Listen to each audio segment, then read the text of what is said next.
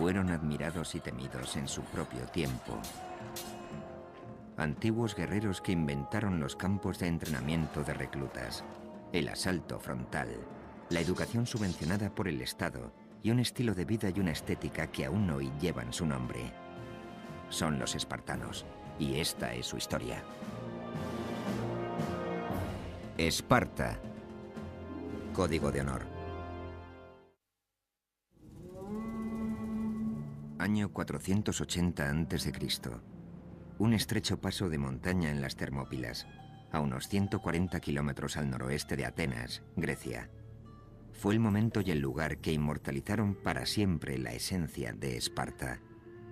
Un único acontecimiento al que las generaciones futuras se referirían una y otra vez como uno de los momentos más decisivos de la historia. La memoria de la civilización occidental ha olvidado lo que pasó en las Termópilas. En las Termópilas se hizo realidad un mito.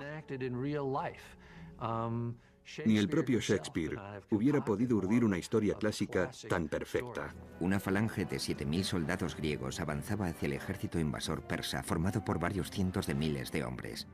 Los griegos estaban en clara inferioridad numérica, pero presionaron, confiando en que los 300 hombres apostados en las líneas del frente eran capaces de llevarlos a la victoria, solo porque estos hombres eran espartanos. Un soldado espartano aislado es tan bueno como cualquier otro soldado. Pero si reunimos a un grupo de soldados espartanos, tendremos un ejército mejor que cualquier otro en el mundo. La sola vista del símbolo del ejército espartano, la lambda, estampado en una pared de escudos, a menudo bastaba para asegurar la victoria. No podía compararse a ninguna otra en el mundo. Fue la cultura militar por excelencia de toda la historia de las sociedades civilizadas. Aún en enorme desventaja numérica, los griegos consiguieron detener el ataque persa mediante un combate que se prolongó 2 días enteros. Al final, el rey de Esparta, Leónidas, reconoció que la derrota era inevitable. Ordenó entonces a los miles de soldados griegos que quedaban que pusieran a salvo sus vidas. Pero hasta el último de los 300 espartanos mantuvo su posición y luchó.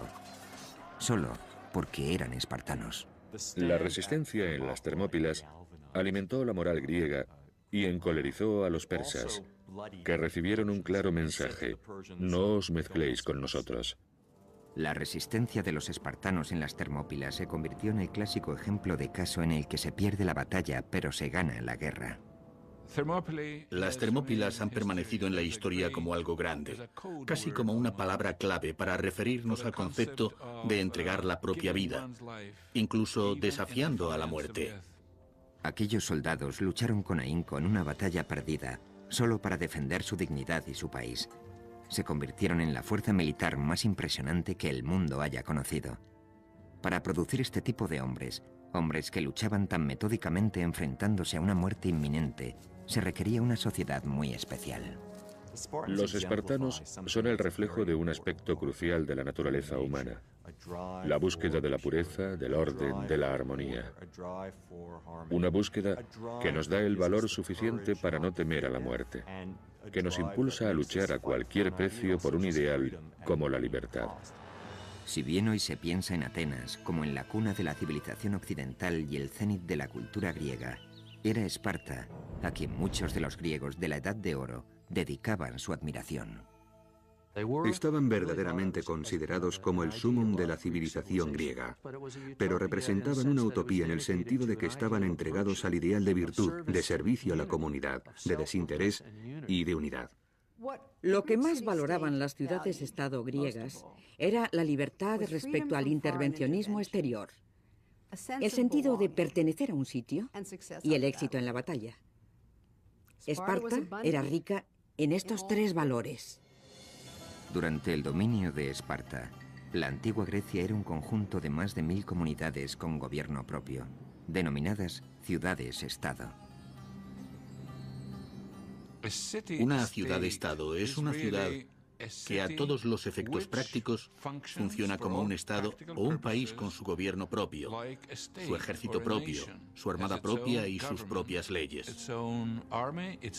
Estos estados se distribuían por todas partes. Muchos de ellos fueron muy significativos para la cultura griega. Los orígenes de Esparta se remontan al siglo XII a.C., época de grandes cambios en el mundo antiguo, cuando el poder egipcio languidecía y daba paso al florecimiento del segundo imperio babilónico. Según la leyenda griega, Esparta nació fruto de la violencia y la conquista, cuando en el 1150 a.C., los invasores del norte, que se creían descendientes de Hércules, iniciaron su avance hacia el sur para reivindicar lo que ellos consideraban tierras de sus ancestros. Cuando el rey Lacedemón tomó la península central, le puso Laconia en su propio nombre. A su capital principal la nombró Esparta, como su reina. Durante casi 400 años, hasta el 750 a.C. aproximadamente, Esparta fue el núcleo religioso, cultural y de gobierno de Laconia. Florecieron entonces la música y las artes. Son célebres los maravillosos coros de mujeres espartanas. Además, Esparta contaba con una magnífica cerámica con la que comerciaban y eran famosos por sus trabajos en bronce. Estos son ejemplos muy tempranos de arte lacónico. No se han encontrado restos de bellas artes espartanas que puedan datarse después del siglo VII a.C. Es como si el pueblo de Esparta hubiera dejado simplemente de dedicarse a ello. El abandono de este tipo de artes visuales que contemplamos por todas partes representa claramente una decisión tomada a conciencia. Fue una decisión que coincidió con el momento crucial de la historia de Esparta, el periodo conocido como las Guerras de Mesenia. Todo comenzó con una explosión demográfica que obligó a Esparta a buscar nuevas tierras y nuevos recursos alimenticios. Solucionaron el problema anexionándose un país entero, un país que era más grande que Esparta tanto en territorio como en población. Este capricho del destino determinaría el curso de la historia de Esparta para los siguientes 300 años. La tierra que eligieron para conquistar fue Mesenia, una comunidad dórica aislada en la parte occidental. No había nada que hiciera de Esparta un caso particular y extraño hasta la conquista de Mesenia y la historia posterior. Mesenia contaba con ricas tierras de cultivo y una floreciente economía agrícola. Allí es donde crecen hoy en día los famosos olivos de Kalamata. Además, Mesenia se encontraba rodeada por abundantes reservas de hierro, el material más preciado por los griegos para el equipamiento militar. Esparta necesitaba Mesenia, pero los mesenos no se rindieron fácilmente. Se produjo una guerra larga y cruel. Los espartanos no consiguieron sofocar ni fácil ni rápidamente la resistencia de los mesenos. La dificultad inicial era simplemente topográfica. Había que atravesar el monte Taygeto, un pico de unos 2.500 metros, pero por supuesto no iban a remontarlo sino a rodearlo, lo cual supone dar más vuelta y una marcha muy larga. Estaban muy lejos de la base. El pueblo de Mesenia se encontraba en proceso de creación de su propia cultura como ciudad-estado. Resistieron, intentaron conservar su independencia, pero los espartanos acabaron derrotándolos. Los espartanos necesitaron casi 100 años para someter completamente a los mesenos, pero al final, en el siglo VII a.C., Esparta acabó teniendo bajo su control un territorio de 8.000 kilómetros cuadrados y convirtiéndose en la ciudad-estado más grande del imperio griego. Obligaron a los mesenos a trabajar la tierra como esclavos campesinos llamados hilotas. Los hilotas eran una especie de campesinos arrendatarios. Cada hilota contaba con una granja de cuya producción anual debía dedicar una parte a un amo espartano. Cada amo espartano estaba a cargo de una granja de hilotas. Pero el hilota no era posesión del amo como esclavo en toda regla, ya que no podía ser vendido ni comprado. Ninguna otra ciudad-estado intentó esclavizar a todo un pueblo griego. Mesenia contaba con 250.000 habitantes aproximadamente y la sociedad espartana estaba formada por unos 10.000 soldados espartanos, así que estaban en clara desventaja numérica. Esparta debería considerarse como un país bajo sitio, comparable en cierto modo a la actual Israel, salvando las numerosas diferencias, por supuesto. Pero espartanos e israelíes tienen en común que no podían permitirse el lujo de ignorar sus necesidades de seguridad. La situación requería que los espartanos remodelaran su sistema de arriba a abajo. Redactaron nuevas normas que controlaban cada aspecto de las vidas de sus ciudadanos. Era una población griega dedicada por entero al arte de la guerra. Según el historiador griego Plutarco, el arquitecto de esta nueva ciudad-estado fue un legislador espartano llamado Licurgo. Se sabe que Licurgo viajó por todo el Mediterráneo, recogiendo lo mejor de los sistemas militares de Creta, Jonia y Egipto. Además, recibió inspiración divina del oráculo de Delfos, donde, según se cuenta, Apolo le transmitió directamente su consejo. A partir de estas nuevas directrices de disciplina, Esparta poco a poco fue transformándose en una gran sociedad militar.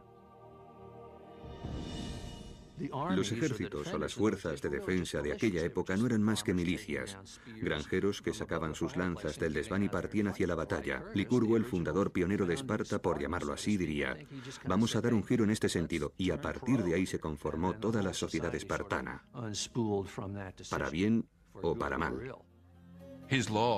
Sus leyes fueron acatadas porque las dictaba el oráculo de Delfos, que exigía su cumplimiento, como si de normas divinas se tratara. Puede que Licurgo existiera, o que fuera un instrumento de leyenda, pero en cualquier caso, los espartanos creyeron que había sido la divina voluntad de Apolo la que les había permitido crear un plan magistral para Esparta. Su sociedad se basaba en una pirámide de poder. En el pico se situaban los casi 10.000 hombres que formaban la élite espartana. Se llamaban en griego homoioi, es decir, los iguales. En teoría, cada uno de ellos tenía las mismas riquezas y la misma influencia en el gobierno. El objetivo consistía en construir una sociedad de iguales, un ejército de guerra donde no hubiera espacio para la disensión, un sistema político basado en la unidad. Todo estaba dirigido hacia la homogeneidad, la similitud, si queremos. Esta era una de las claves del sistema espartano. Buscaban la estabilidad, el orden, la obediencia. Bajo los homoioi se encontraban las casi 50 o 60.000 personas libres que vivían en Laconia, principalmente a las afueras de la capital, Esparta. Se llamaban perioikoi, los de los alrededores. Estos eran ciudadanos libres, pero no podían tomar parte en las decisiones políticas. Además, se les obligaba a seguir a los espartanos donde quiera que estos fueran. Los perioikoi constituían esencialmente una clase media sin derecho a voto que permitía a los homoioi estar siempre preparados para la guerra. Del amplio volumen de comercio, manufacturas y artesanía que era necesario para la subsistencia de la sociedad espartana, al fin y al cabo, alguien tenía que construir las armas. Se encargaban los perioikoi. Gracias a ellos todo funcionaba porque descargaban de responsabilidades a sus coetáneos espartanos, así que estos contaban con todo su tiempo para el entrenamiento atlético o de cualquier otra forma de guerra. El resto de objetivos innecesarios para la nueva máquina espartana fueron abandonados. Creo que uno de los precios que los espartanos pagaron por esta solución al problema fue el empobrecimiento cultural que se impusieron a sí mismos, porque la creatividad artística requiere cierto grado de libertad que creo que les habría desestabilizado. En la base de la pirámide, y con clara ventaja numérica sobre cualquier otra casta, encontramos a los hilotas. Las mujeres y las hijas de la élite espartana se encargaban de sus casas. Este sistema dejaba la polis, la ciudad-estado griega, como única responsabilidad de los iguales.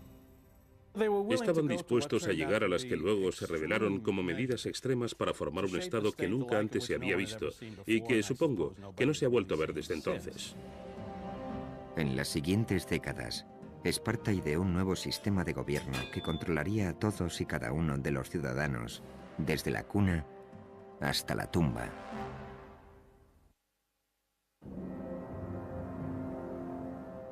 En el siglo VII a.C., Esparta era un caso único entre los cientos de ciudades-estado que rodeaban el Egeo. En todas las polis griegas, el Estado ejercía un control sobre las vidas de sus ciudadanos mucho mayor del que actualmente estaríamos dispuestos a tolerar. Pero Esparta lo superaba con creces. En ninguna otra ciudad-estado el intrusismo del gobierno alcanzaba el nivel que en Esparta. Era un control desde la cuna hasta la tumba. De hecho, era en la cuna donde se tomaba la primera medida sobre los futuros espartanos. Nada más nacer, El gobierno examinaba a cada bebé de la élite para determinar si debían permitirle vivir. Los bebés que no llegaban al nivel superior eran expuestos, eufemismo espartano para referirse al acto por el que a los niños imperfectos se les dejaba morir abandonados en la cima de una montaña. Parece algo exageradamente cruel, pero el objetivo era producir soldados. Y eso era lo que pretendían de cada recién nacido. Necesitaban los mejores hombres, así que creo que no les parecería reprobable porque criaban a los mejores y a los más fuertes. También las niñas debían pasar por el proceso de aprobación de la Junta de Supervisores, que decidía si debían vivir o ser abandonadas en el pico de una montaña.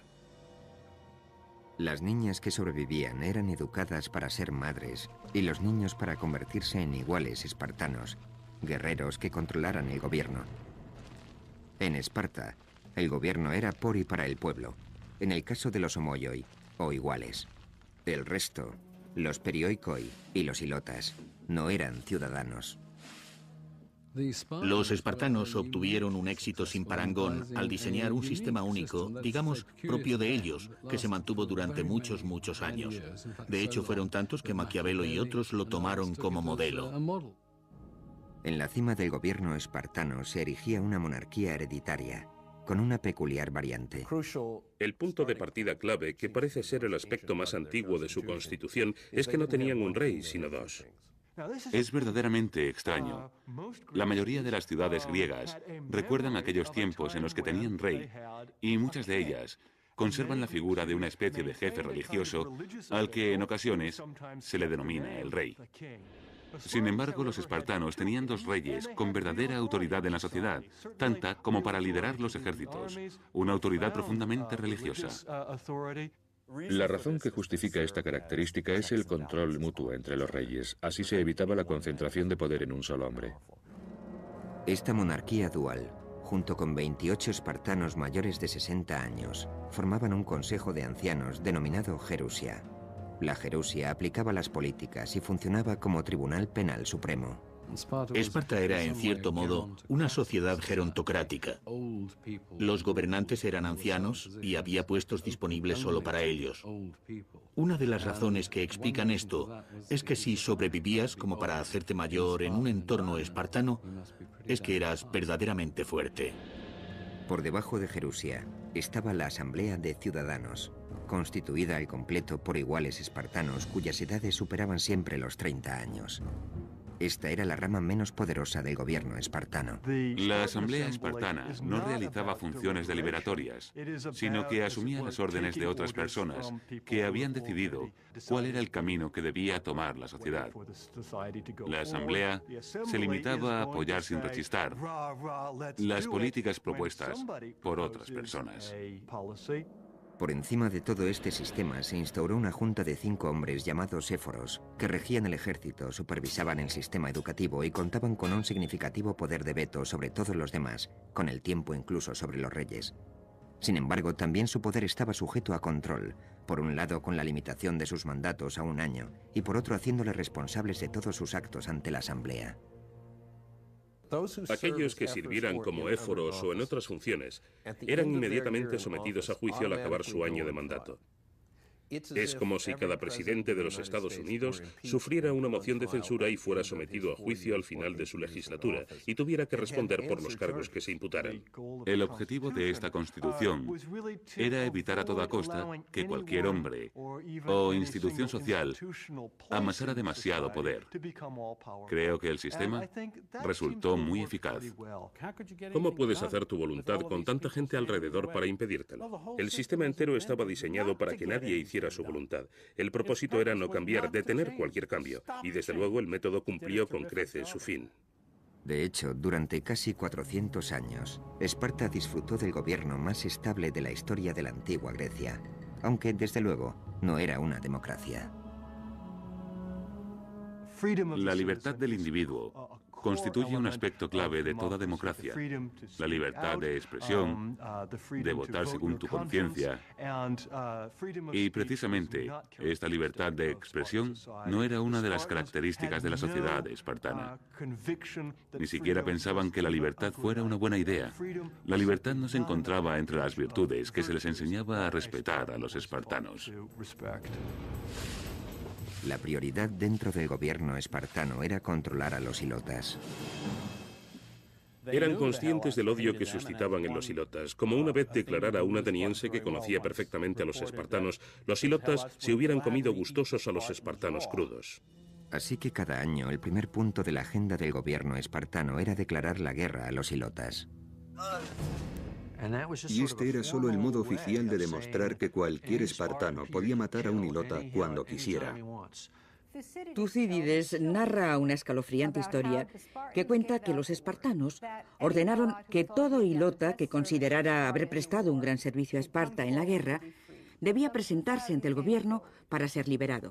Se presentaron entonces unos 2000 hombres, a quienes los espartanos invistieron con coronas que simbolizaban su libertad. Pero tras conducirlos hacia el templo, nunca más se supo de ellos. Además de permanecer en guerra constante y formal contra los ilotas, otro de los objetivos prioritarios del gobierno era legislar sobre todos los aspectos de la vida en Laconia. Hacían todos los días lo mismo. Se casaban en el mismo intervalo de edad, se vestían igual, hablaban igual, se comportaban todos igual. Para garantizar la igualdad, el gobierno instauró un sistema por el que, en principio, ningún espartano podía ser más rico que otro. Si había demasiada diferencia respecto a riquezas o comodidades, podía ocasionar muchos problemas. Determinaban el tamaño de las granjas que debía mantener a la familia de cada guerrero para que fueran siempre iguales. Eso solo era posible si destruían el sistema de mercado, lo cual significaba que no podía haber dinero ni mercados libres, ni exportación ni importación. Para acabar definitivamente con cualquier tipo de tentación de gastar dinero en tiendas, todos los equipamientos de las casas, por decreto, eran exactamente los mismos. Todo funcional, sencillo e idéntico. La cultura espartana era austera.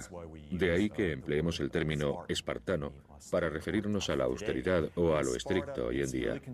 En Esparta estaba considerado como inaceptable que la gente rica se distinguiera en el modo de vestir. Reinaba la austeridad y la igualdad. En Esparta todo el mundo llevaba ropa de género republicano. Si lo analizamos fríamente, los uniformes en los colegios de hoy en día responden más o menos a la misma idea: que la ropa no sea motivo de desigualdad. Incluso el discurso de la élite lacónica tenía que ser austero. Los espartanos estaban entrenados para ser hombres de pocas palabras. Ello concordaba con la sencillez y la fuerza de los guerreros espartanos. El discurso lacónico era ideal para tomar decisiones automáticas en el campo de batalla. Sin embargo, no lo era tanto para relajarse y reflexionar sobre la perspectiva de conjunto, y ese era uno de los principales problemas que tenían los espartanos. Para mantener este sistema en pie, la posición de Esparta respecto a política exterior era igualmente lacónica: no mezclarse con extraños. No querían que nadie supiera demasiado sobre Esparta. Más aún, no querían que los propios espartanos supieran demasiado acerca del resto del mundo. Querían conservar sus tradiciones, su sentimiento nacionalista, y la manera de conseguirlo no era precisamente mezclándose con otros. No abandonaban su territorio casi nunca, y en aquellas ocasiones en las que tenían que hacerlo debido a alguna actividad militar que les obligaba a dejar sus casas por un tiempo, casi siempre acababan comportándose como si se hubieran vuelto locos, porque no sabían asimilar el cambio. Si todo este control parecía exageradamente intrusista, lo era, pero el dominio del gobierno sobre la sociedad estaba perfectamente aceptado en la vida de la antigua Grecia. Cuando los griegos hablaban de política, no se referían únicamente a la Constitución, una mera organización política. Consideraban que un régimen era una organización social, cultural, una organización que abarcaba todos los aspectos de la vida. El régimen espartano refleja perfectamente este concepto. El primer medio adoptado para adoctrinar a los espartanos en esta nueva sociedad Era un sistema educativo que preparaba a los niños desde los 7 años para que se convirtieran en máquinas de matar. El éxito de Esparta dependía de un control muy estricto sobre la sociedad. Durante un periodo de más de 100 años, en el siglo VII a.C., Esparta se dedicó a inventar y perfeccionar el primer sistema de ingeniería social del mundo. El control del Estado empezaba al nacer. Los niños, que no daban la talla, eran asesinados. A los superiores se les adoctrinaba, se les entrenaba y se les formaba para convertirlos en una fuerza militar que debería controlar a los ilotas, el pueblo esclavizado de Mesenia. Al tener una población poco numerosa esclavizando a una más numerosa, resultaba imprescindible, según el modo de ver espartano, que cada espartano fuera cualitativamente superior a 10 o 12 mesenos. El único modo a partir del cual podían alcanzar a su entender ese grado de preparación militar era unar a todos los jóvenes en un grupo, darles un entrenamiento común y hacerlo desde muy temprana edad. A los 7 años, los niños espartanos salían de sus hogares y quedaban a cargo del Estado, que se hacía responsable también de su entrenamiento. Vivían en una especie de academia militar llamada Agoge. Cuando cumplían los 7 años, los niños espartanos entraban a formar parte de un mundo de adultos, el mundo en el que se desarrollaría el resto de su vida, siempre que sobrevivieran. Inicialmente, eran trasladados a lo que a veces llamo las tropas infernales de crías scout. Consistía en un rally de supervivencia de 15 años. Allí los espartanos recibían preparación para la guerra, y es aquí donde está inspirado un dicho que se le atribuye a Patón, según el cual este general les dijo a sus hombres: «No quiero que maten por mí, quiero que mueran por mí». Así funcionaban los espartanos, siempre preparados para morir. En los primeros 5 años de un niño en la Agoge, es decir, desde los 7 hasta los 12, un formador jefe del gobierno llamado Pedónomo se encargaba de su instrucción en cultura general y educación física. La disciplina y los castigos, en cambio, los impartían los chicos mayores.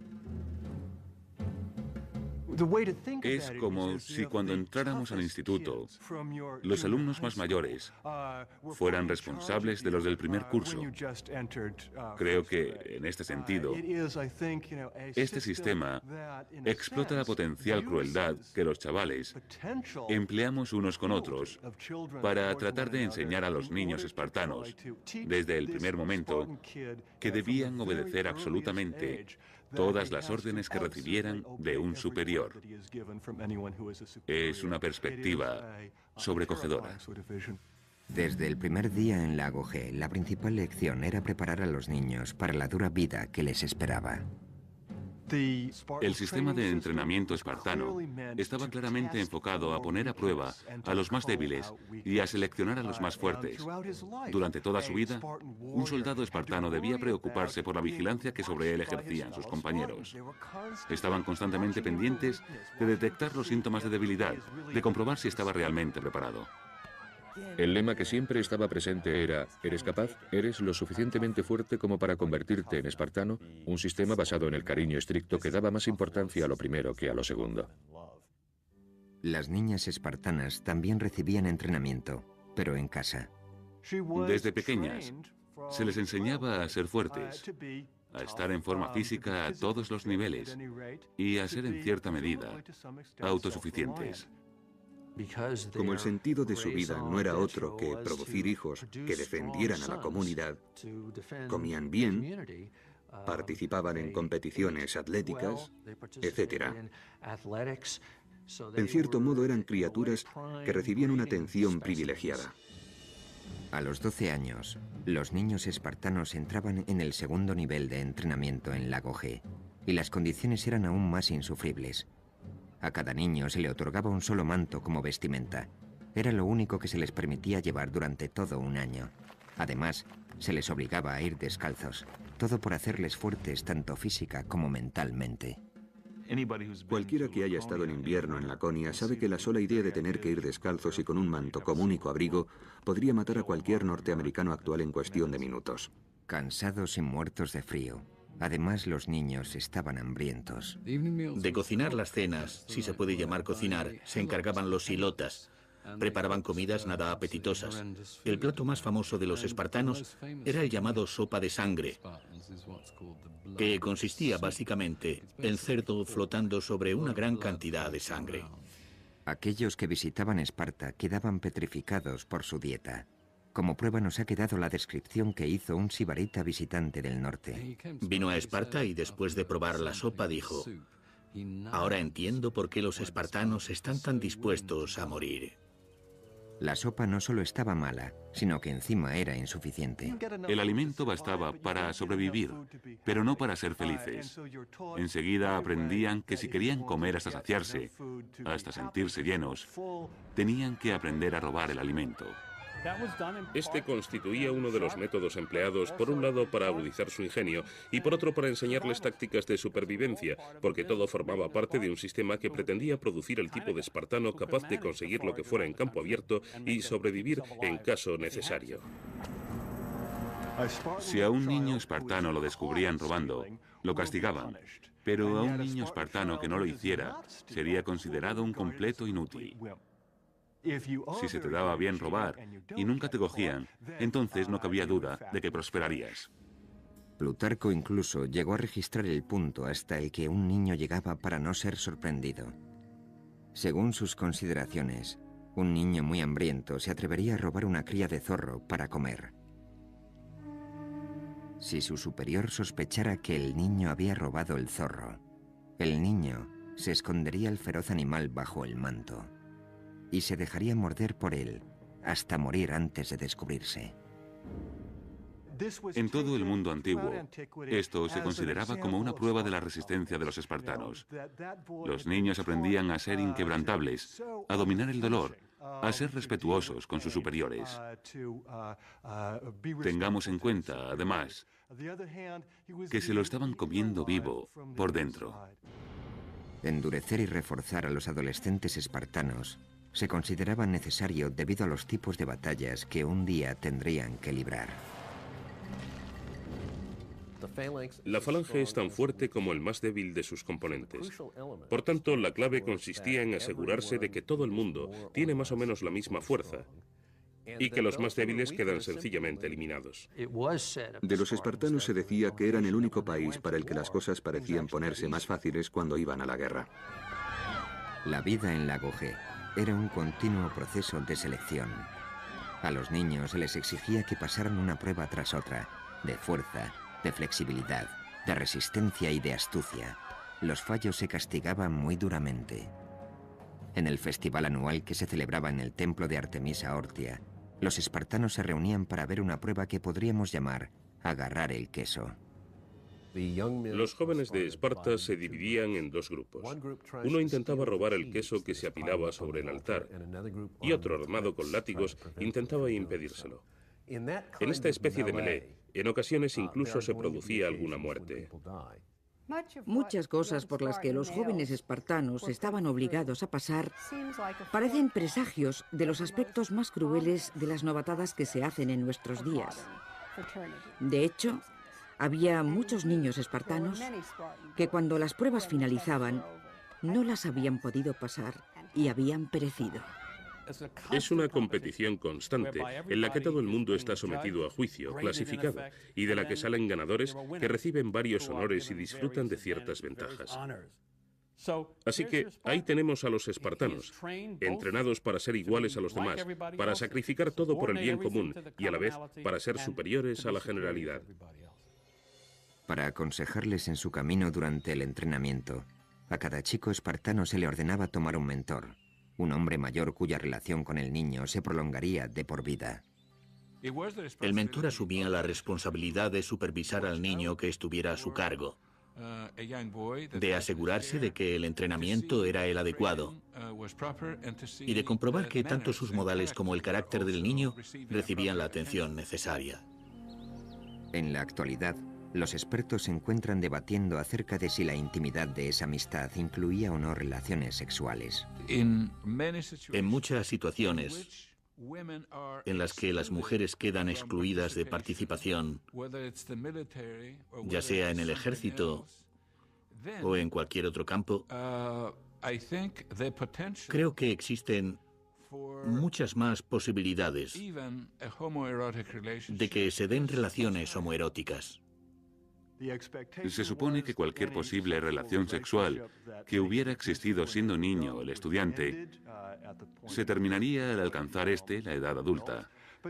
Pero también se supone que seguirían siendo muy amigos. Y esa red de amistad entre personas que han sido mentores y pupilos o amantes era parte del nexo que mantenía tan unida la sociedad espartana. Así que siempre que el ejército espartano partía para la guerra, habría hombres que tendrían la relación personal más íntima posible entre sí, lo cual les mantendría igualmente unidos en el campo de batalla. La cuestión de la cohesión de las unidades pequeñas, es un aspecto crucial en el arte de la guerra. ¿Puede alguien imaginarse algo más unido que una tropa formada por hombres de este tipo? A medida que un espartano se hacía mayor, iba introduciéndosele en dos nuevas y distintas, pero eminentemente prácticas experiencias: el matrimonio y el asesinato a sangre fría.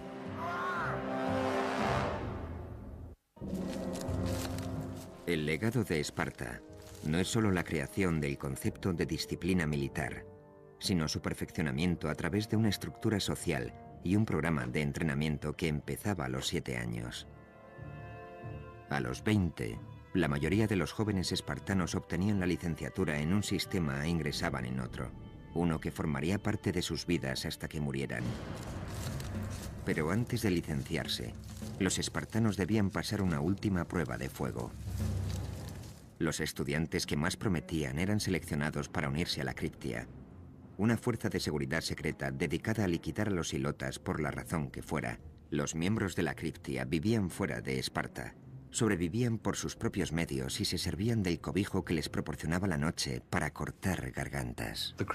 La criptia podría considerarse como una readaptación de un ritual humano. Todos sabemos de la existencia de multitud de sociedades que exigen la superación de un reto excepcional para demostrar que se es un hombre. Simplemente que la versión espartana implicaba matar al enemigo.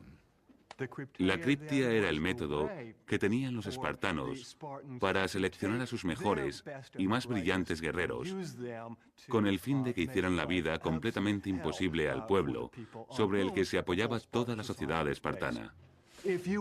Si eras un hilota especialmente guapo o conocido por tus innovaciones agrícolas, si eras un hilota considerado poco común por la razón que fuera, entonces estabas condenado a pasarte la vida temiendo que la criptia descubriera por qué destacabas y acabara contigo.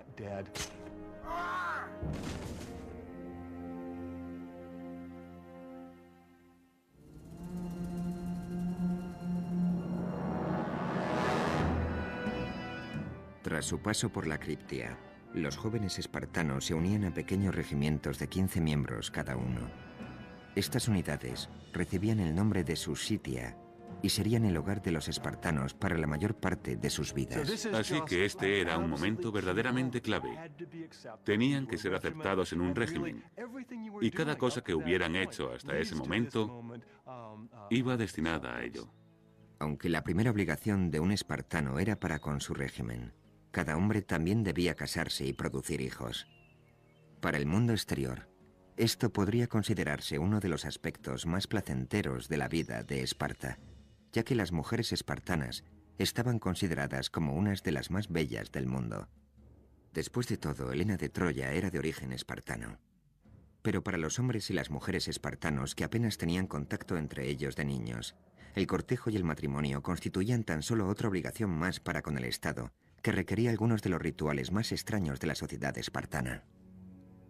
Estamos hablando prácticamente de dos sociedades distintas, y sus rituales de cortejo eran un reflejo de ello. Los matrimonios se convenían. No se celebraba ceremonia de boda. En su lugar, las nupcias tomaban forma de secuestro ritual. A la novia se le cortaba el pelo y se la vestía con un manto varonil, y luego el novio, para consumar el matrimonio, debía entrar a hurtadillas en la casa al caer la noche. Así daba comienzo el matrimonio, la vida de casados. Un modo particularmente triste, a mi entender. De hecho, el único momento en que los hombres recién casados podían acudir a su casa era por la noche, y con el solo propósito de dejar embarazadas a sus mujeres. Esto formaba parte de la ley de Licurgo, mantener la pasión viva poniéndoles difícil el encuentro a los amantes, convertirlo en una aventura, hacerles entrar a hurtadillas en secreto por la noche y luego, tan pronto como hubieran consumado su amor, el hombre debía volver al lugar donde dormía junto con los demás jóvenes. Así se dice que no era nada fuera de lo común que un marido espartano no viera a su mujer a plena luz del día hasta los 30 años. Al analizar estos controles exhaustivos sobre los impulsos humanos que formaban parte de todo el sistema, nos damos cuenta de que estamos hablando de una sociedad muy extraña. Según la ciudad-estado, el fin del matrimonio era tener hijos, preferiblemente varones. El único modo en que un espartano podía conseguir que su nombre se grabara en su tumba era haber muerto en una batalla por Esparta. El único modo en que una mujer podía conseguir lo mismo era haber muerto dando a luz. La reproducción resultaba tan importante que los espartanos recorrían distancias inimaginables para asegurarse de que sus mujeres tenían el mayor número posible de niños saludables. También se producían curiosidades muy extrañas, por cierto, como que los hombres propusieran a chicos jóvenes a quienes ellos consideraban mejor dotados para que tuvieran relaciones con sus mujeres pensando que así esa descendencia sería mejor que ellos mismos. En este tipo de tendencia eugenésica, la idea de contar con un espartano puro y de que éste debía continuar la línea genética de espartanos constituía el centro de todas las preocupaciones. Todos estos controles sobre el matrimonio y la familia estaban destinados a evitar que los hombres se distrajeran de su auténtico propósito: la instrucción y el entrenamiento, la hostigación a los hilotas y la conservación de la propia superioridad espartana. Si los espartanos pensaban en lo más profundo de su corazón que eran puramente hombres de virtud, o si en su interior se decían, ojalá pudiera pasar de vez en cuando un fin de semana en Atenas para divertirme por fin, no lo sabremos nunca. Pero lo que sí sabemos es que los espartanos crearon una imagen de sí mismos, como de seres satisfechos al 100% con sus vidas perfectamente virtuosas. La gran ironía, sin embargo, fue que aunque contaban con el ejército mejor entrenado del mundo, los espartanos no lo empleaban para enfrentarse a otros ejércitos. Era una máquina militar magnífica, pero la actitud de los espartanos parecía ser la de no arriesgarla, no usarla. Contemplémosla. Pulamos los escudos y no los usemos a menos que sea estrictamente necesario. Fue un sistema que funcionó extraordinariamente bien en Esparta durante 2 siglos. Luego, por razones que no están del todo claras, Esparta empezó a mirar más allá de sus propias fronteras con el fin de conquistar nuevos pueblos. Quizá la máquina de guerra sufría el peligro de quedarse obsoleta por el desuso. Quizá simplemente anhelaban participar en una guerra de verdad. Los espartanos pensaban que sus 2 grandes enemigos, los argivos y los tegeos, iban a ser muy fáciles de derrotar. Además, estaban preparados para expandirse, como lo estaban para anexionar más territorios a su sistema.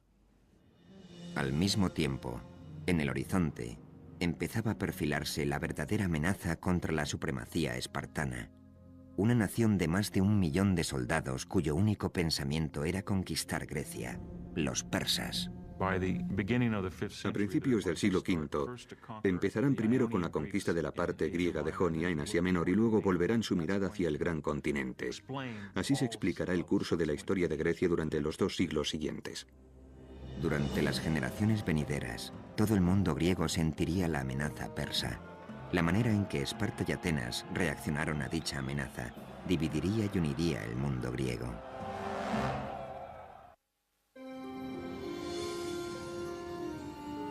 A finales del siglo VII a.C., Grecia era una enorme confederación de más de 1000 ciudades-estado, completamente independientes, cada una con su propio carácter y reputación. Atenas, la más grande de todas, tenía una vida cultural muy desarrollada, una arquitectura magnífica y una armada impresionante. Pero Esparta, considerada por encima de Atenas por todas las ciudades-estado del Egeo, no contaba con nada de eso. Al contrario, había sacrificado la cultura en el altar de la guerra. Esparta era un campamento armado. Eso nos da un sistema educativo enfocado principalmente a la formación militar. Fue entonces cuando se creó un cuerpo de policía secreta y cuando se produjo la desconexión temporal con el resto de Grecia. Esparta no conquistará colonias ni construirá ninguna flota. Su única obsesión será el control de Mesenia. Desde finales del siglo VII a.C., Esparta tenía sometida a Mesenia, un país cuya población superaba la de Esparta en una proporción de 10:1. Dicho sometimiento se llevaba a cabo a través de un tipo de esclavitud llamado hilotismo, acompañado por una campaña de terror ejercida por soldados específicamente entrenados. Esparta fue el primer país que desarrolló lo que se daría en llamar disciplina militar occidental. Los conceptos modernos acerca de la instrucción, las marchas, rangos, filas y técnica del asalto por falanges fueron todos inventados por los espartanos. En este caótico mundo de las guerras hoplitas, los espartanos aprendieron que había que mantener la calma y estar unidos. Así se evitaban los espacios entre ellos, aumentaba la cohesión de las filas y se derrotaba al enemigo. Entre todas las falanges, la espartana era la más elegante, la más capacitada para realizar cambios en el campo de batalla en caso necesario. Asimismo, los espartanos rediseñaron de arriba a abajo el armamento de guerra. El instrumento clave era el oplón, de 91 centímetros y medio de diámetro, un escudo que portaba cada uno de los soldados. De ahí el término hoplita para describir al soldado espartano y a todos los que después adoptaron sus métodos. Los soldados, además, iban armados con lanzas de 2 metros de largo, una segunda espada, un pesado casco con 2 pequeñas aberturas para poder ver y una armadura de bronce. Con lo que el ensamblaje completo o panoplia podía llegar a pesar casi 32 kilos. En este punto puede parecer ridículo que en pleno verano hombres que no medían más de unos 70 y pesaban entre los 55 y los 59 kilos pudieran cargar con la mitad de su peso. ¿Cómo lo conseguían? A través de un sistema de rituales que determinaba una batalla entera mediante un choque de media hora entre ciudades-estado vecinas. Por lo que se cuenta, los espartanos dominaban este arte de guerra mejor que nadie. Las batallas se decidían mediante tácticas rápidas, definitivas y mortales, basadas en el trabajo en equipo y en la agilidad. Pero durante casi más de 100 años, este arte de guerra fue más una teoría que una realidad. Sin embargo, a partir del siglo VI a.C., los espartanos dejaron de conformarse con haber conquistado y sometido a los mesenos. Volvieron entonces la vista al norte, a la ciudad-estado de Tegea, para expandir su territorio en esa dirección. Sin embargo, Esparta era una de las ciudades-estado con sentido religioso más profundo de Grecia, y no podía actuar sin el consentimiento previo de los dioses. Una delegación fue enviada a Delfos con el fin de obtener la bendición de Apolo, del que creían hablaba a través de una sacerdotisa o Pitia. El oráculo griego era parte horóscopo, parte galleta china del porvenir, parte conjeturas y parte sobornos. A menudo la gente escuchaba lo que quería escuchar. El peregrinaje a Delfos parecía más una visita al mago de Oz que una consulta a un futurólogo o a un lector de manos. Alrededor del año 560 a.C., los espartanos invadieron Tegea. Aquella victoria significó algo más que tan solo ganar una guerra. A partir de entonces, Tegea, en lugar de en enemiga, se convirtió en aliada y probablemente en una de las primeras de una serie de alianzas que se expandieron por la mayor parte del Peloponeso e incluso más allá de él. A finales del siglo VI a.C., la intimidante máquina espartana había convencido a numerosas ciudades-estado del Peloponeso para que se unieran a ella. Esta poderosa alianza se conoció como la Liga del Peloponeso, y Esparta fue su líder. El objetivo consistía en crear una fuerza que hiciera frente a Atenas, no tanto para tomar la potente ciudad-estado como para evitar tener que luchar contra ella. Es algo lógico. Si cuentas con una superioridad militar absoluta y con la reputación como potencia militar absoluta, puedes evitar los enfrentamientos. Esta era la política espartana. Trataban de evitar los conflictos a toda costa porque eran conscientes de que siempre que se luchaba, existía el riesgo de perder. Pero la inminente amenaza proveniente desde el este obligaría a Esparta a salir de su mundo de aislamiento. Persia, gobernada por Darío I, comandaba el imperio más grande que el mundo antiguo hubiera conocido hasta el momento. Entre sus conquistas se contaban muchas ciudades-estado griegas, incluidas las de Jonia. Sin embargo, después de varias décadas de opresión política y fiscal persa, los jonios iniciaron la rebelión. En el año 499 a.C., enviaron una delegación para que se reuniera con el rey de Esparta, Cleómenes, quien se negó a atender a los jonios, decisión que desencadenó una serie de acontecimientos que cambiaron el curso de la historia. Pero no todos los griegos compartían la claridad de visión de Cleómenes. Los ateneos fueron persuadidos por los jonios para que enviaran apoyo a los revolucionarios. A pesar de la ayuda de Atenas, el poderoso imperio de Darío I derrotó a los jonios. Y los persas no perdonarían nunca el apoyo de Atenas a los rebeldes. Tras haber aplastado el levantamiento, los persas empezaron a pensar en serio acerca de aquellos advenedizos del oeste que habían osado entrometerse en lo que para Persia era, a todos los efectos, un asunto interno. Entretanto, Cleómenes se embarcaba en una cruel campaña de anexión de las ciudades-estado vecinas con el objetivo de reforzar y expandir la Liga del Peloponeso. La acusación más atroz formulada contra él fue la de haber llevado durante el ataque a Argos a unos 6.000 hoplitas argivos, según sus propias palabras, a un bosque sagrado y después ordenar a los hilotas, no olvidemos que los hilotas no eran espartanos, que prendieran fuego al bosque. Con lo que esos 6.000 argivos murieron torturados. Cuando Cleómenes volvió a Esparta fue juzgado por estos hechos. Los cargos eran muy graves y ni el rey estaba exento de responder ante la ley espartana. Cleómenes se enfrentaba a la posibilidad del exilio. Lo que resultaba inaceptable era que se tratara de otra ciudad griega, de un bosque sagrado, porque el engaño equivalía en este caso a prácticamente un sacrilegio. Sin embargo, sobrevivió. Vivió para luchar otro día más, pero sus circunstancias no dejaron de ser sospechosas.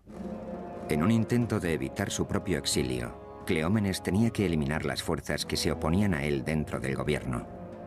Eso significaba acabar con la competencia, es decir, con el otro rey de Esparta, de Marato.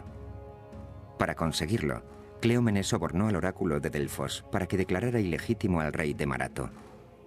Este fue inmediatamente depuesto y condenado al exilio. Pero la trama de Cleómenes no tardaría en descubrirse, con lo que él también acabó exiliado. Cuando Cleómenes regresó, con el tiempo, sufrió una horrible muerte que él mismo se infligió. La versión más extrema de los acontecimientos cuenta que se suicidó descuartizándose a sí mismo desde los pies hasta llegar a los órganos vitales.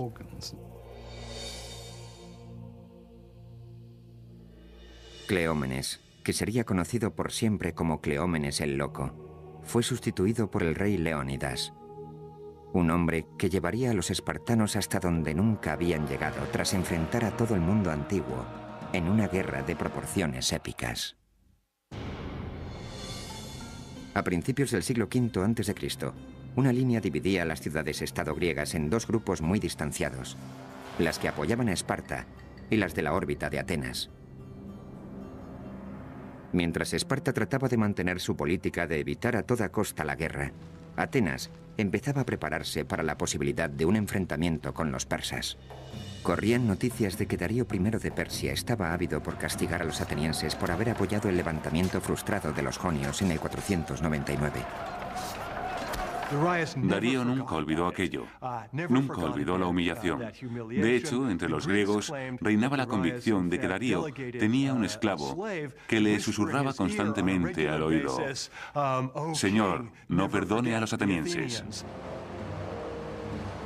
En agosto del año 490 a.C., Darío I formó una pequeña flota de barcos cargados con tropas para atacar a los atenienses. La expedición persa se aproximaba a Maratón, en la costa nororiental de Ática. El tamaño y el equipamiento de la flota persa superaba con creces lo que creían tener los atenienses. Cuando los atenienses se dieron cuenta de que los persas se acercaban de verdad y de que estaban a punto de desembarcar en Maratón, enviaron a un mensajero a Esparta. El carácter de las relaciones entre esta y Atenas había ido variando, a veces amistoso, a veces lo contrario. Pero los atenienses reconocían que Esparta era la potencia militar más importante de Grecia. Según cuenta la historia, el mensajero recorrió 225 kilómetros en 2 días, solo para que los espartanos acabaran contestando que enviar tropas suponía interrumpir las fiestas cárneas, una ceremonia sagrada dedicada a Apolo. Esparta prometió enviar refuerzos cuando las fiestas hubieran acabado, 10 días después. Los atenienses tuvieron que hacer uso de todas sus fuerzas. Enviaron todos los hombres disponibles, unos 9.000 efectivos de infantería armados al completo, que se cuadraron ante las tropas persas, seguramente 2 o 3 veces más numerosas que ellos, en la llanura de Maratón. Durante varios días, atenienses y espartanos se vigilaron desde la distancia al calor del sol de agosto. Al final, cuando empezaron a avistarse los refuerzos espartanos, el general Miltíades ordenó un ataque sorpresa sobre el enemigo. El ejército persa quedó hecho jirones. Los equipados hoplitas atenienses demostraron ser más de lo que los hombres de infantería persas, solo ligeramente armados, podían asimilar. La masacre fue irremediable. A todo esto, los atenienses habían enviado otro mensajero de nuevo a Atenas para anunciar su victoria. Tras la heroica victoria conseguida por los atenienses, llegó por fin una tropa de refuerzo de 2.000 hoplitas espartanos, pero no había quedado nadie contra quien luchar. Cuando el ejército espartano llegó a Maratón, los atenienses les mostraron satisfechos los cadáveres de los persas a quienes habían abatido con toda facilidad. Eso fue algo que los espartanos recordarían siempre. Mientras tanto, los persas empezaron a tramar su venganza. En el año 486 a.C., Darío I eligió a su hijo, Jerjes, para que lo sucediera. Jerjes planeó minuciosamente una nueva y mucho más elaborada invasión de Grecia, un plan que tardaría años en poner en práctica. Hacia el año 481 o 480 se hizo obvio que Jerjes llevaba unos 4 años movilizando a una enorme fuerza, quizá de unos 250.000 hombres de la flota y del ejército de tierra, para incurrir en Grecia bien preparados. Ante esto, los espartanos, los atenienses y otro pequeño contingente de ciudades-estado se reunieron para programar un contraataque. Debatieron ampliamente la estrategia, antes de acabar nombrando al almirante espartano Euribíades para comandar tanto las fuerzas de tierra como las navales. Por un lado, los espartanos eran muy arrogantes. Se decían a sí mismos, si los peleles de los atenienses pudieron con los persas en Maratón, ¿qué no podremos hacer los espartanos? Por otro, los más cultivados pensaban, no hay por qué temer a los persas, porque aunque sean muchos, no son soldados de infantería especialmente destacables, mientras que nosotros somos los mejores del mundo. En la primavera del año 480 a.C., todo estaba ya preparado. Los persas, por su parte, habían reunido 46 contingentes regionales bajo el comando de 30 generales para la invasión de Grecia. A la cabeza de todos Jerjes, conocido tanto por amigos como por enemigos como el Gran Rey, la enorme fuerza estaba compuesta por unos 200 o 300.000 soldados. El ejército de Jerjes consumía millones de litros de agua al día y millones de kilos de trigo, de comida, de carne. En el mar, unos 750 barcos de guerra llamados trirremes fueron flanqueados por varios cientos de barcos de abastecimiento. La vasta armada persa se movía al tiempo que lo hacían las tropas de tierra. Se trataba de una maquinaria de guerra de potencia sin precedentes que requería de una planificación y una ejecución magistrales para cada acción. La dependencia que existía entre la armada persa y su ejército de infantería es un factor clave a la hora de analizar estas guerras. El ejército tenía que mantener el contacto con la armada, porque ésta garantizaba la seguridad de los barcos de abastecimiento. Los griegos, acostumbrados a librar batallas en las que participaban un máximo de unos pocos miles de hombres, iban a tener que enfrentarse a una interminable riada de tropas enemigas. Después de mucho debatir acerca de lo que se debía hacer, decidieron apostarse en las Termópilas, en el pintoresco enclave conocido como las Puertas Candentes, por los cercanos lagos de sulfuro en ebullición. Las Termópilas eran la puerta de entrada al sur. En el 480 a.C., el paso de las Termópilas tenía unos 15 metros de anchura, con lo que constituía un punto capaz de neutralizar la enorme ventaja numérica de Jerjes. Creo que todo el mundo comprendió perfectamente lo que pasaba y entendieron que había que oponer resistencia, porque de no hacerlo, el problema no sería que los persas cruzaran este paso en particular, sino que la moral de los griegos caería en picado, lo cual los llevaría a perder la guerra. Si los griegos conseguían resistir en las Termópilas, los persas acabarían comiéndose unos a otros lejos de su casa, ya que eran como un inmenso monstruo que tenía que estar continuamente alimentándose. Los espartanos estaban al mando del rey Leónidas, un experto gracias a las muchas campañas que se habían llevado a cabo durante sus 11 años de reinado. Pero para ganar esta guerra se vería obligado a hacer el mayor sacrificio de todos. El oráculo de Delfos había pronosticado que el rey de Persia conquistaría Esparta, a menos que el rey de Esparta muriera. Leónidas era perfectamente consciente de este augurio, así como de que si los griegos oponían una contundente resistencia a los persas tras las Termópilas, se iba a producir un momento glorioso, algo que conmocionaría a todo el mundo. En un inmenso alarde de valor, Leónidas seleccionó a los hombres para la que seguro sería una misión suicida. Cuando Leónidas partió hacia las Termópilas, se llevó consigo una guardia real de 300 hombres. En este caso particular, sin embargo, la Guardia Real fue específicamente seleccionada. No solo se eligió a los hombres en función de sus méritos, sino teniendo en cuenta que cada uno de ellos dejara un hijo como descendencia. Creo que los espartanos sabían, así como Leónidas, que iban a la guerra a morir, y en realidad eso era para lo que habían sido entrenados durante toda su vida. Creo que asumieron el valor psicológico que esa hazaña tendría para el resto de los griegos que vinieran después. Creo que estaban representando una especie de obra que sirviera de inspiración al resto de Grecia. Para los espartanos, morir por su país era la forma más honrosa de hacerlo.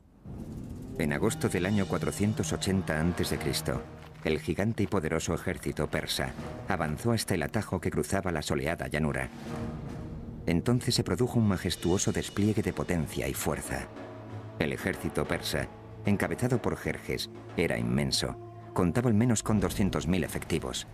Los griegos no superaban los 7.000, incluidos los 300 hoplitas de la élite espartana. El motivo por el que los espartanos enviaron una tropa tan reducida queda en su conciencia.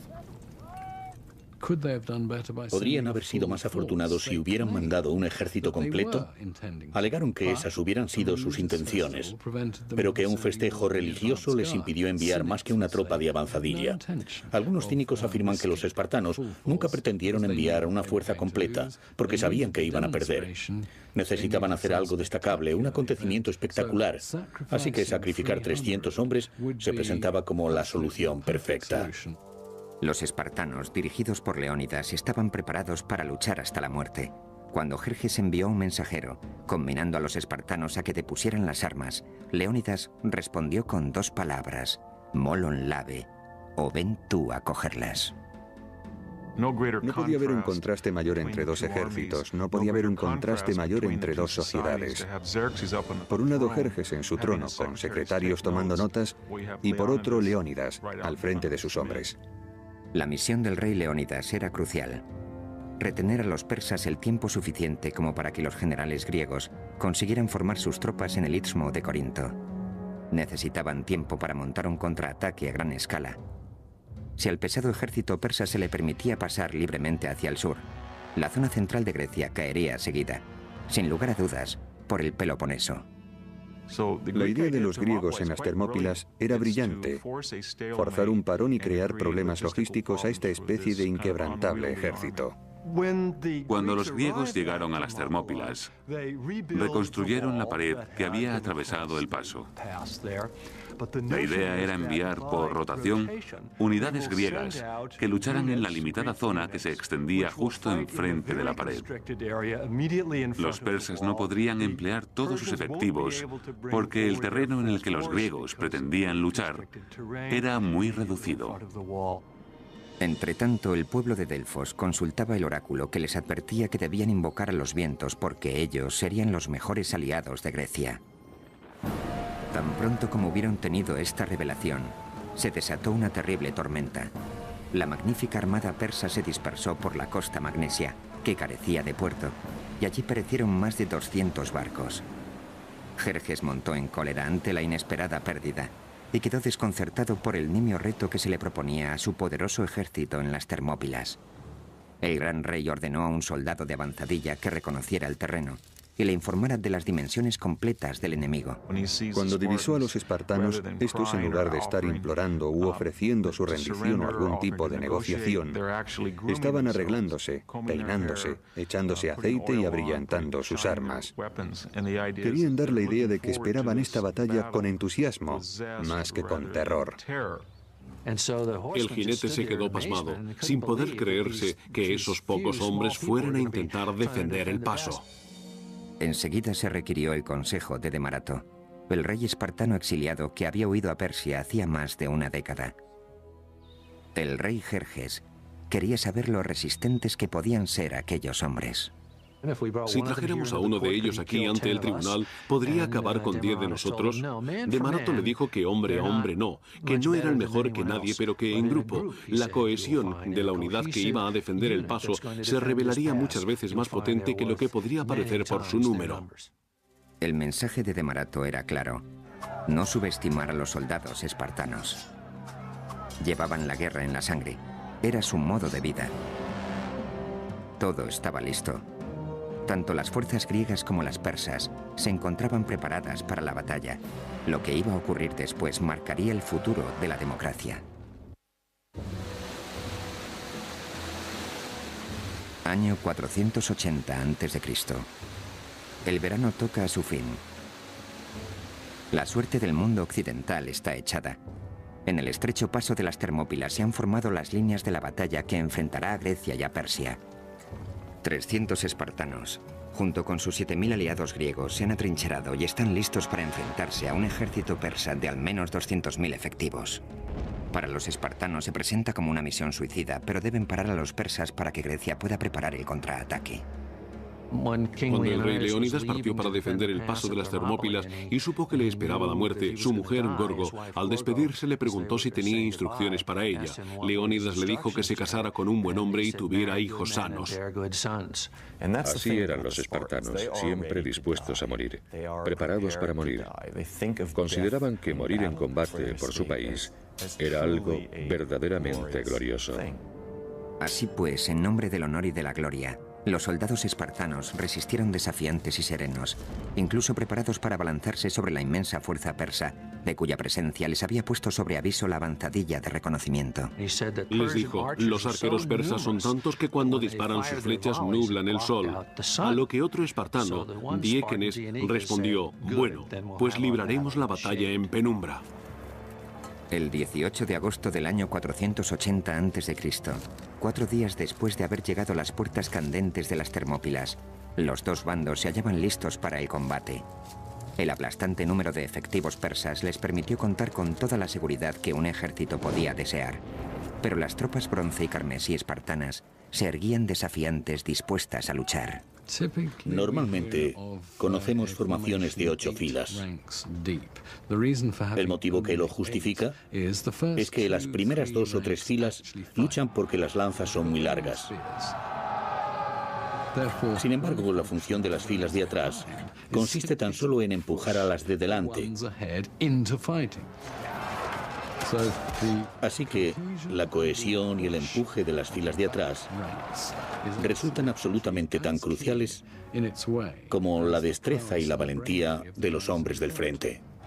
Pronto los persas se dieron cuenta de que su aparente ventaja numérica no era tal en la práctica.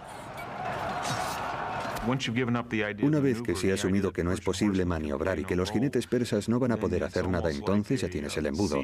Sabes que has empujado a toda esa gente hacia un cuello de botella. Los persas tuvieron que atravesar el bronce y el hierro, cosa que nunca antes habían hecho. Los cortaron a pedazos. En los estrechos confines del paso, el pesado armamento griego, sus largas y afiladas lanzas y sus enormes escudos demostraron ser bastante eficaces contra el armamento ligero y las cortas lanzas de los persas. Fue algo escabroso. La gente gritaba, defecaba, orinaba, caía al suelo derribada, era pisoteada. Las lanzas iban rompiéndose. La batalla se convirtió en una auténtica carnicería. La falange griega era prácticamente impenetrable, y nada más caer la tarde, el campo de batalla ya parecía el infierno. Todo el paso estaba cubierto de cadáveres, y los espartanos no mostraban síntomas de desfallecimiento.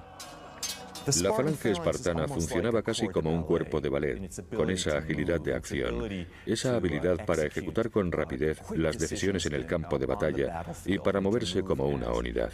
Estas eran algunas de las cosas que hacían de los espartanos unos soldados tan formidables. Jerjes estaba decidido a destruir la falange espartana y a detener el baño de sangre. Ordenó a sus guardaespaldas personales, conocidos como los Inmortales, que participaran en la lucha.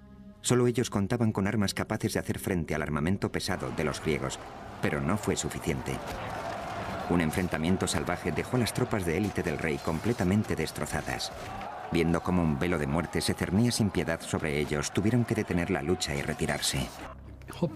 La mentalidad y la ideología hoplitas puede resumirse en una sola frase: mantenerse firme o mantener la posición. La aportación de los espartanos es esa solidez, ese ser fuertes como una roca. Al caer la noche, Jerjes abandonó el combate. Su bestia colosal cayó de rodillas. Las pérdidas persas se contaban por miles. A través de la llanura ensangrentada, los griegos atendían a sus víctimas mucho menos numerosas. Leónidas caminaba entre los muertos, perfectamente consciente de que en cuestión de horas sus hombres correrían la misma suerte.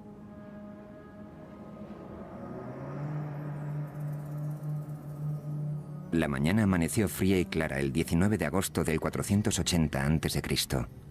El rey Jerjes de Persia, tambaleándose todavía por el escalofriante número de bajas el primer día en las Termópilas, lanzó su segundo asalto sobre los griegos.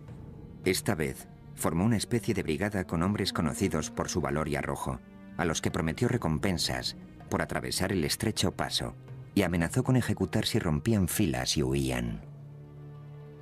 El rey persa recurrió a esas tácticas de bulldozer. Creyó que si seguía enviando hombres, al final conseguiría romper las filas griegas.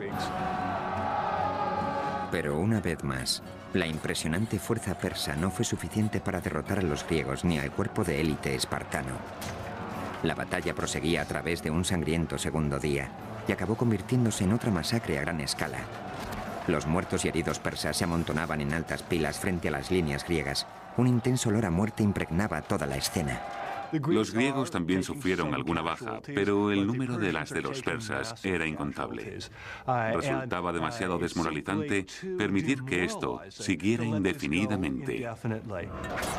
Desde su dorado trono en lo alto de la montaña, Jerjes observaba cómo sus mejores tropas sufrían salvajes pérdidas. Al rey no le quedó otra opción que recurrir a otro desafortunado ataque. Después de todo, el rey persa podía permitirse 50 bajas por cada una de las de los griegos, sin acusarlo gravemente. Pero también era verdad que si por cada baja griega había 50 persas, y eso se prolongaba durante mucho tiempo, la moral de su ejército se vería irremisiblemente afectada, así que tenía que encontrar otro camino. Entonces se produjo un punto de inflexión cuando un griego llamado Efialtes, no sin antes recibir una cuantiosa recompensa a cambio, decidió traicionar a sus compatriotas y guió a los persas a través de un paso secreto en el monte Calidromos.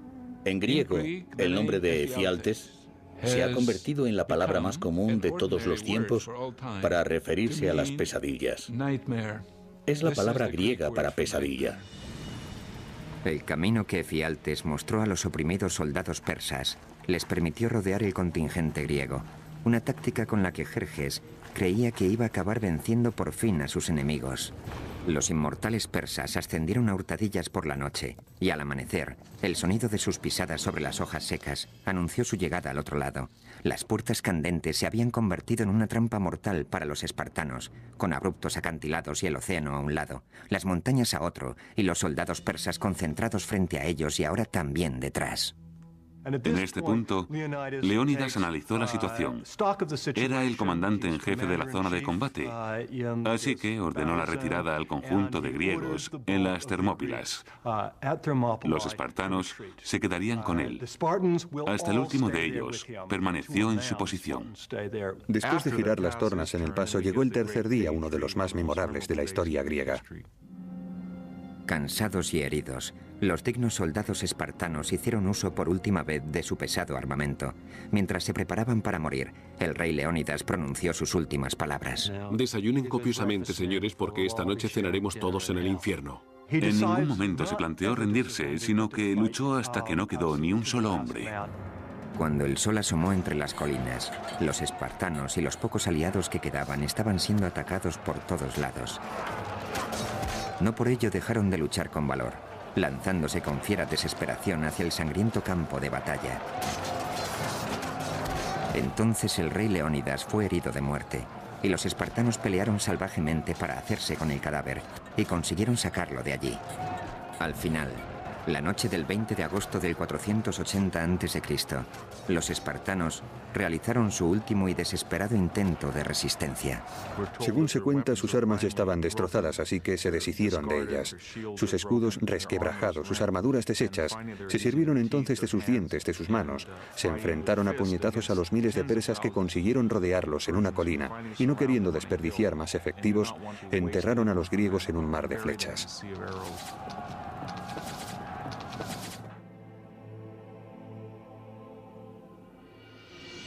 A primera hora de la tarde, todo había acabado.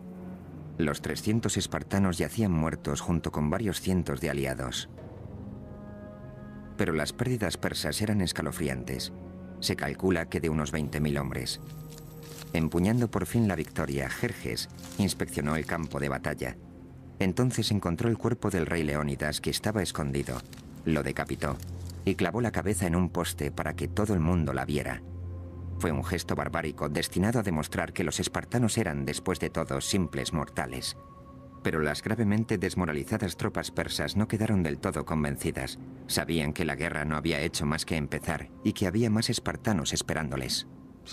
Tras lo ocurrido en las Termópilas, los persas quedaron invadidos por cierto sentimiento de miedo de suspense, al menos acerca de lo que podía pasar con los espartanos. La de las Termópilas fue probablemente la derrota más importante sufrida en un solo día en toda la historia griega.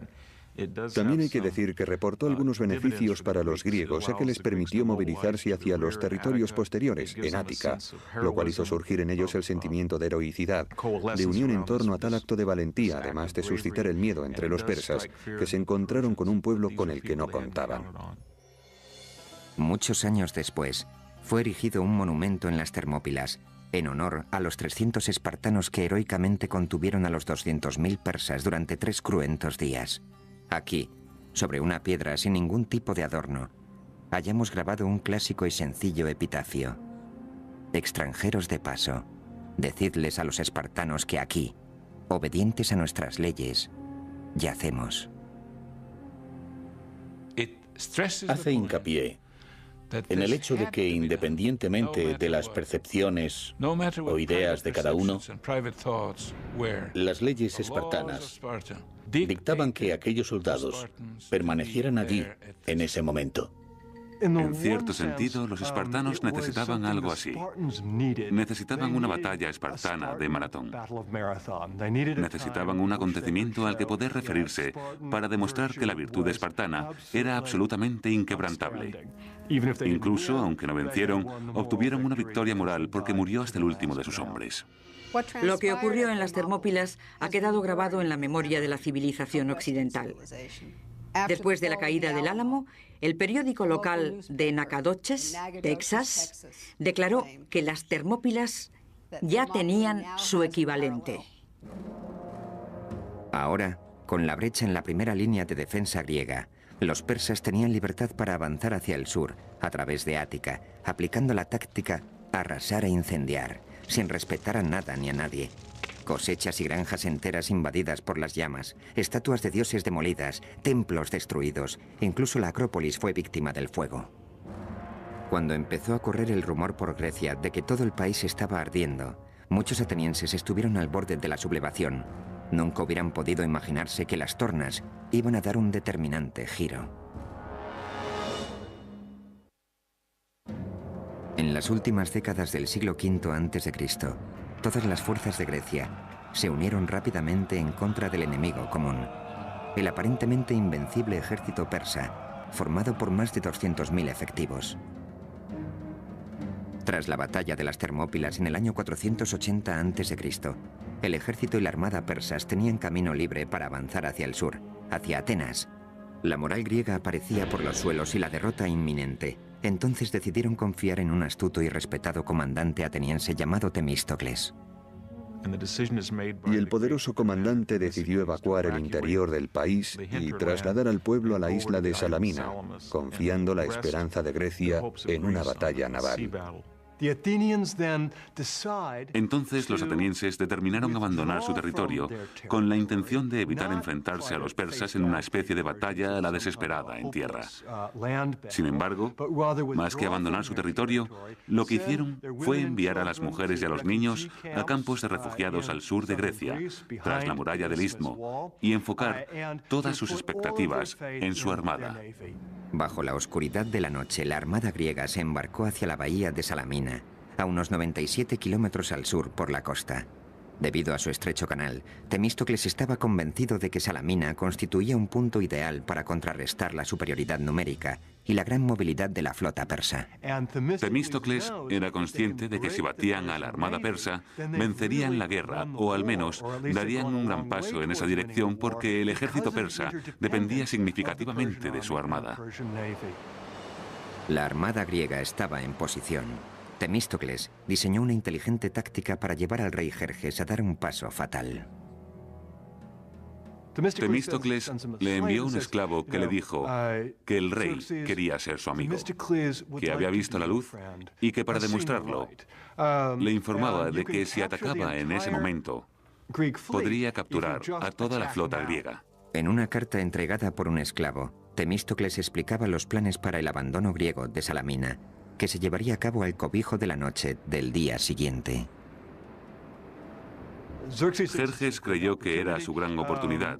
Después de todo, ya tenía experiencia con los traidores.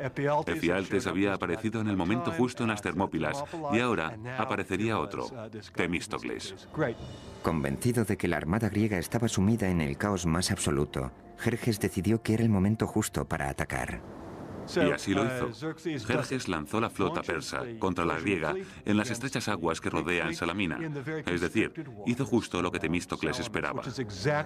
Temístocles conocía estas aguas a la perfección y había colocado su flota de manera que la estrechez pudiera servirle de ventaja. Asimismo, sabía perfectamente cuándo el viento iba a soplar por detrás de ellos y con ello el momento en el que podrían cargar con más eficacia. Entonces, cuando los persas se abalanzaron sobre ellos, los griegos atacaron también con sus barcos.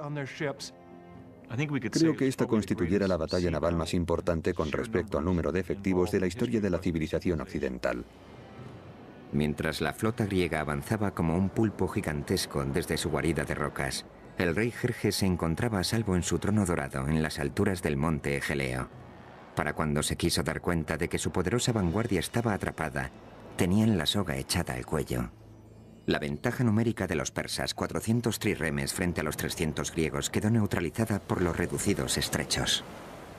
Todo el contingente quedó atrapado rápidamente en una especie de tapón.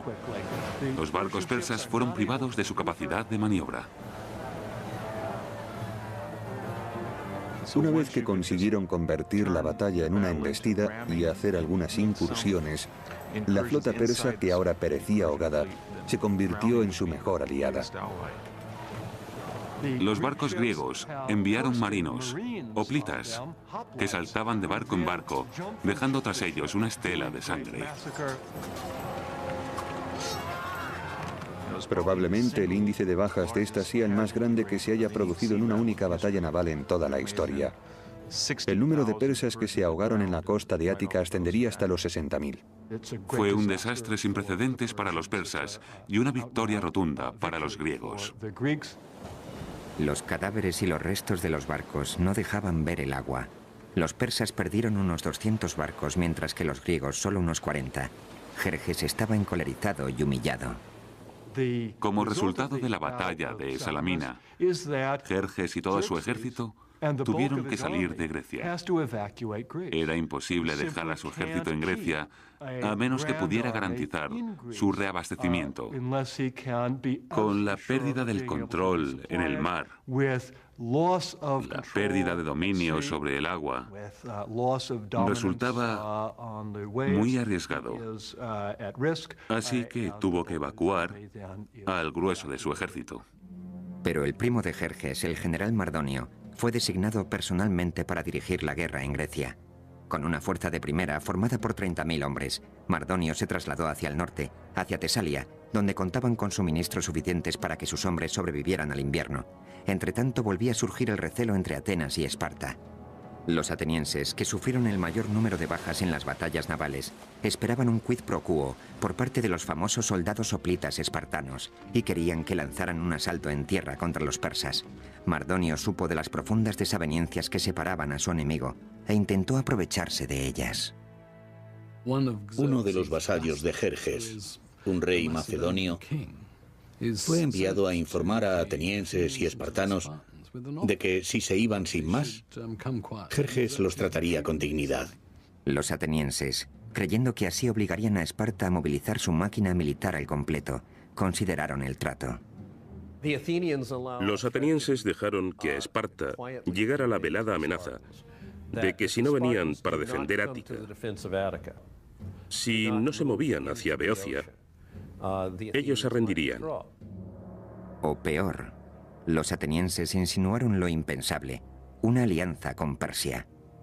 En este punto, los impasibles y escurridizos embajadores espartanos decidieron que el juego de ajedrez político debía terminar. Los griegos se unirían para librar la batalla definitiva contra Persia, cerca de la ciudad de Platea. Tenían que ir todos en la misma dirección. Fue entonces cuando el liderazgo espartano saltó a primer plano. Los espartanos estaban ahora bajo las órdenes no de un rey, sino de un regente, Pausanias. En el verano del 479 a.C., las fuerzas persas habían visto su número reducido en más de 50.000 efectivos. Hacia el sur, Esparta movilizó a 5.000 de sus mejores soldados y Atenas contribuyó con una tropa adicional de unos 8.000. Entonces, los espartanos armaron a 35.000 hilotas mesenos, ofreciéndoles la libertad a cambio de su arrojo en el campo de batalla. Pausanias parecía tener una capacidad nata para organizar. Tenía mucha visión militar y algo quizá más importante, un sentido único para mantener unido de manera diplomática a este inmenso ejército en conflicto interno constante que era la fuerza griega. Seguramente nadie más que un espartano podría haber conseguido sacar todo adelante en tales circunstancias. Durante 11 días, los comandantes rivales se mantuvieron en sus respectivas posiciones sobre la llanura de Platea. Mardonio y la caballería persa, al norte, Pausanias y la infantería griega, al sur. Finalmente, en los albores del día siguiente, los persas rompieron aquella quietud lanzando un contundente ataque. La caballería persa tenía capacidad para infligir verdaderos daños iniciales sobre las fuerzas griegas. Los griegos se vieron obligados a volver a desplegar sus tropas. Aunque los 5.000 hoplitas espartanos solo suponían el 10% de la fuerza aliada, su disciplina, su resistente armadura y sus afiladas lanzas hacían que su presencia fuera abrumadora. Creo que una vez que los persas decidieron atacar a la infantería sobre la llanura de Platea, no había más que Mardonio o lo que el más alto mando persa pudiera hacer, porque al final iba a ser una cuestión de hombres con barras de mimbre y lino intentando cargar contra filas de lanzas. Y no había ejército en el mundo capaz de hacerlo a excepción del espartano. La feroz contienda crecía en intensidad, y los espartanos, armados hasta los dientes, convirtieron el campo de batalla en un reguero de sangre. Los persas fueron descuartizados como ganado. Los espartanos constituyeron la clave del éxito griego en la batalla de Platea. Fue una batalla hóplita, y los espartanos contaban con el ejército hóplita más potente de Grecia. Lucharon con todas sus fuerzas. Si Salamina representa la victoria por excelencia de los atenienses, una victoria en el mar, Platea es la victoria por excelencia de los espartanos, la victoria en tierra. Todo acabó cuando el general persa Mardonio murió. Los hombres de su guardia personal huyeron para salvar la vida, mientras que los pocos soldados persas que quedaron fueron esparcidos a los cuatro vientos. Las pérdidas griegas fueron mínimas, alrededor de los 1000 hombres. Sin embargo, las tropas persas, que una vez alcanzaron los 50.000 efectivos, sufrieron una derrota definitiva. Como fuerza de combate, dejaron de suponer una amenaza, terminando así para siempre con el sueño del rey Jerjes de conquistar Occidente.